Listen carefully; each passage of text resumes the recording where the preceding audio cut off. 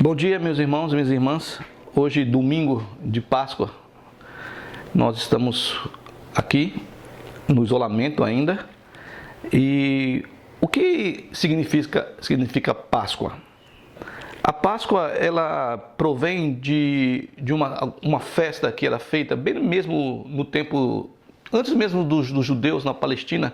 Já havia povos que comemoravam, faziam essa festa, que era uma festa do Cordeiro Pascual. Na verdade, eram duas festas que depois os judeus começaram a comemorar por causa da identificação do povo de Israel. Então nós tínhamos a festa dos pães sem fermento e a festa da Páscoa.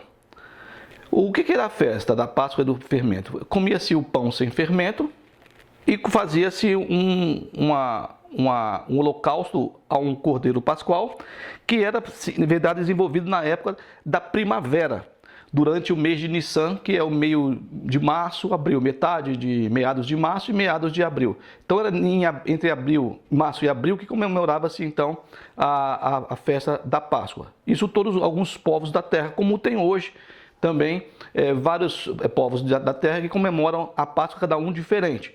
Nós temos, no nosso caso, os judeus e o cristianismo, que comemoram os judeus a Páscoa como a libertação da escravidão do Egito e os cristãos como a questão da ressurreição de Jesus.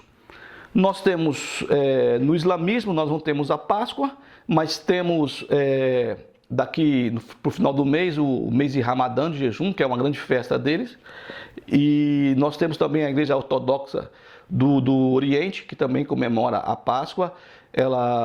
O povo que são ortodoxos, eles vão até a igreja e tem uma missa, e ali eles abençoam os alimentos, carne, ovos e legumes, para que haja a prosperidade na colheita, na plantação. Nós temos outros povos que fazem presentes de ovos, mas não ovos de chocolate, mas ovos mesmo pintados, cada um pintado de uma maneira e é entregue como presente. Então se comemora de diversas maneiras, em diversos lugares, a Páscoa. O judeu tem a Pessá, que é oriundo então da tradição judaico-cristã, que hoje então nós vemos dessa tradição judaica, o catolicismo e o protestantismo no caso. E eles comemoram, na verdade, de uma semana. Começou, se eu não me engano, já na quarta-feira e vai até, se eu não me engano, também dia 26. Então eles têm essa semana inteirinha de Páscoa. E nós comemoramos a Páscoa no domingo, na ressurreição. Bom, depois de nós entendermos da onde que é a Páscoa, nós temos que entender o que nós, no caso cristãos, temos que fazer na Páscoa.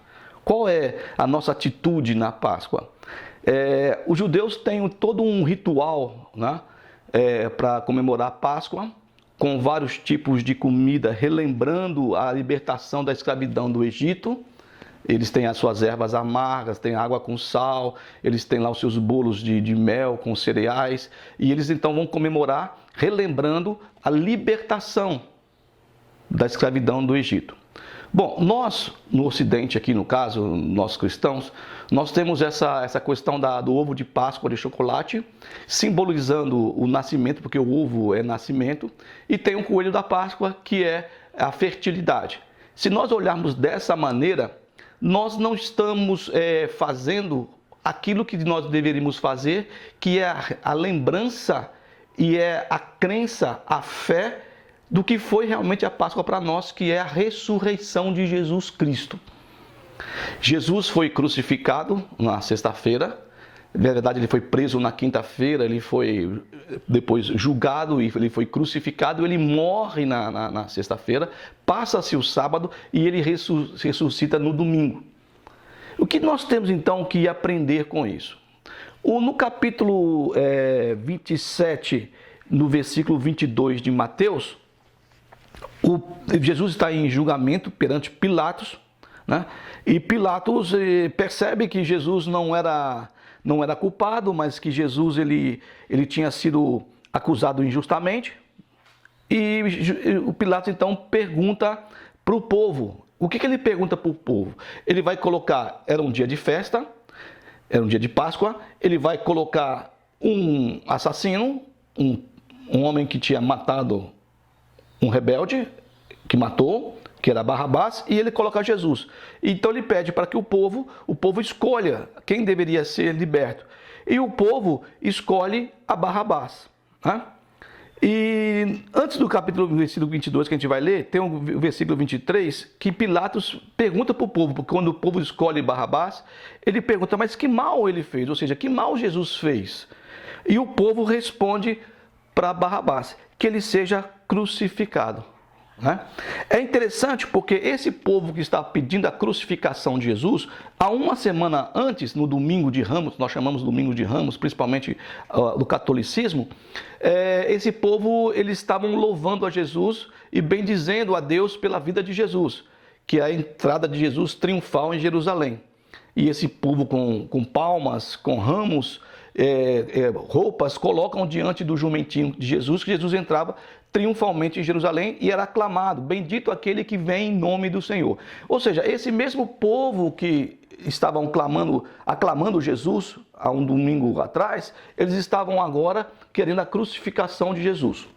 Bom, a pergunta que ecoa desde aquela época, 2020 anos até aqui, é a pergunta de Pilatos, que ele fez ao povo, a todas aquelas pessoas que estavam ali. E não tinha só judeu, tinha romano, tinha pessoas que vieram de outras nações para poder participar da festa. A pergunta é, que farei então de Jesus chamado o Cristo? Essa foi a pergunta que Pilatos fez àquela multidão que estava ali. O que farei então de Jesus chamado o Cristo? E depois eles falam, crucifica, crucifica, e assim vai. Que mal ele fez? E eles continuaram, crucificação de Jesus. Bom, nós temos a Páscoa, que no caso dos judeus, é a libertação do Egito. E nós sabemos pela Bíblia e também por filmes e por desenhos até, que a libertação houve um fato interessante, que foi a morte dos primogênitos dos egípcios. E que naquela noite foi feito um jantar, que era a Pessah. Páscoa é Pessah, ou seja, passar por cima. E foi dito a Moisés que dissesse aos israelitas que colocassem nos umbrais da porta o sangue do cordeiro, para que quando viesse o espírito de morte, não matasse aqueles judeus que tinham nos seus umbrais da porta o sangue do cordeiro. Bom, trazendo do judaísmo para o cristianismo, nós entendemos que Jesus morreu na cruz do Calvário, derramando o seu sangue, para que nós também pudéssemos ser protegidos. Na verdade, há uma libertação do Egito, da escravidão, e aqui também, simbolicamente, uma libertação nossa das garras do pecado. Então Jesus morre para que nós pudéssemos ser perdoados os nossos pecados e para que nós tivéssemos vida, o que ele diz no texto bíblico do Novo Testamento, para que tivesse vida nele e vida em abundância. Então Jesus veio para que nossos pecados fossem perdoados, não que nós não pequemos hoje, continuamos a pecar, mas nós temos um intercessor, segundo a palavra da Bíblia, que está junto a Deus e intercede por você e por mim diante de Deus. E quando nós pecamos e nós pedimos perdão a Deus em nome de Jesus, nós somos perdoados. Por que veio Jesus? No meu entender particular, houve uma quebra de harmonia entre Deus e o ser humano lá no Jardim do Éden com Adão e Eva. Então Deus se afasta de Adão e Eva, eles vão para a terra mesmo para cultivar, para trabalhar, para viver, e Deus se afasta. E antes havia uma harmonia entre Deus e o homem e a mulher. Bom, essa harmonia que foi quebrada, no meu entender, ela volta a ser novamente agregada na cruz do Calvário quando Jesus morre. Ele mesmo entrega a sua vida para que nós pudéssemos ter novamente essa união com Deus. Que nós pudéssemos chegar a Deus, porque Deus é santo, santo, santo. E nós somos pecadores. Então, nós hoje não precisaríamos, no caso, como antigamente, de um sacerdote para fazer essa intercessão entre o homem, sacerdote, e Deus. Nós temos uma ligação direta com Deus por meio de Jesus. Isso no cristianismo. É o que nós acreditamos. Que Jesus é esse elo entre o homem e Deus. Então nós podemos hoje entrar no nosso quarto, ou onde nós estivermos, nós podemos buscar a Deus, orar a Deus, clamar a Deus por causa de Jesus Cristo. né? Então a pergunta de Pilatos, ela retumba até hoje, né? O que faremos nós? O que fará você de Jesus, chamado Cristo? O que farei eu de Jesus, chamado o Cristo? Eu já preguei uma vez sobre essa questão dessa multidão. Então nessa multidão nós tínhamos sacerdotes, os religiosos, nós tínhamos políticos do Sinédrio, nós tínhamos gente comum, nós tínhamos estrangeiros, nós tínhamos todos os tipos de pessoas ali. Uns olharam para Jesus na cruz e viram nele algo que era de verdade, que ele era inocente. E outros achavam que ele era um impostor, que ele era um enganador.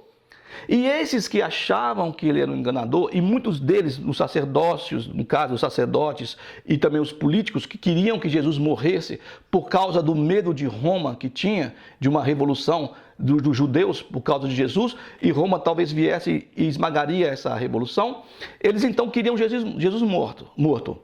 Então eles se alegraram naquele momento da crucificação de Jesus e depois da morte de Jesus.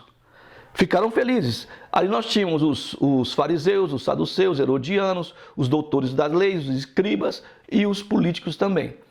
Então esse pessoal se alegrou com a morte de Jesus.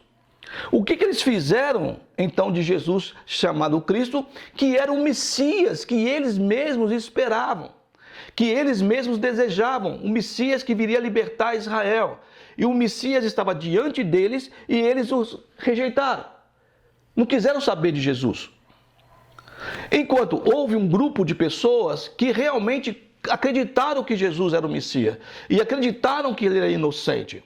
Então nós vemos novamente, como está acontecendo muito no mundo hoje, a polaridade, né? 50 por 50, de um grupo que desejou, se alegrou, se contentou e queria a morte de Jesus. E um grupo que viu nele aquilo que eles estavam esperando, a esperança deles, que era o Messias, revelado em Cristo Jesus, naquilo que Deus havia dito e prometido para o povo de Israel. Bom, então o que faremos de Jesus chamado Cristo? E hoje também, em 2021, nesse momento, nós temos também que tomar uma decisão. Ou nós estamos no grupo daqueles que rejeitaram Jesus e não querem saber de Jesus e até se alegraram com sua morte, ou naquele grupo que acredita. E eu digo, nesse grupo, aquele que acredita mesmo, não é um impostor. Não é um fingido, é aquele que acredita mesmo, para tomarmos uma decisão naquilo que foi perguntado por Pilatos lá atrás e que hoje também é perguntado para nós, através da Bíblia, do que faremos então de Jesus chamado o Cristo. Bom, é a nossa decisão.